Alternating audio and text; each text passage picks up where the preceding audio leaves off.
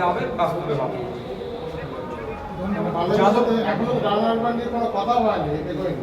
কে বললো আপনাদের? প্রথম দিন থেকেই শুরু হচ্ছে, আজকেও আলোচনার মধ্যে আছে। শ্রীরামপুরে পার্টি যাদবপুর নিয়ে আপনাদের চিন্তা ভাবনা কি? দেখুন, বিমান বসু মহাশয় সিনিয়র লিডার, শুধুমাত্র বামফ্রন্টের মধ্যে সিনিয়র নয়, আমার মনে হয় রাজ্যের যে সমস্ত সিনিয়র লিডারদের মধ্যে তিনি একজন অন্যতম একজন।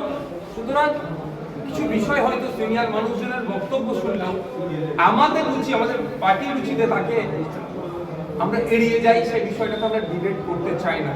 কারণ যখন ওই প্রেস কনফারেন্সে এমন কিছু মন্তব্য হয়েছে, মন্তব্য হওয়ার সাথে সাথে আমাদের পার্টির প্রতিষ্ঠাতা, আমাদের পার্টির প্রাণ পুরুষ মির্জা আব্বাস সিদ্দিকী ভাইজান সাথে সাথে আমাদেরকে নির্দেশ দিয়েছে যে এই বক্তব্য তোমরা কাউন্টার করতে যেও না। কেন? তার তিনি সুদূর প্রসারী চিন্তা ভাবনা নিয়ে চলেন, আগামীর কথা অনেকটা ভাবেন। ছোট্টখাটো বিষয় নিয়ে বিমান বসুর মন্তব্যতে আমি করবো, প্রতি উত্তর দেওয়াই যায়। কারো কাছে আমরা মাথা বিক্রি করে রাখিনি বা কারো কাছে টিকি আমাদের বন্ধক দিইনি, কিন্তু কিছু ক্ষেত্রে কিছু সিনিয়র মানুষদের সম্মান রাখতে কিছু বিষয় চুপ করে যেতে হয়।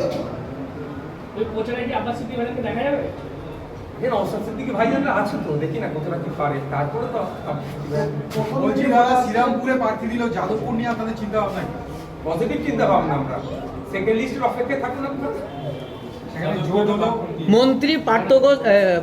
মন্ত্রী ব্যর্থ বসু বলেছেন যে আইএসএফ এর যে প্রতিষ্ঠাতা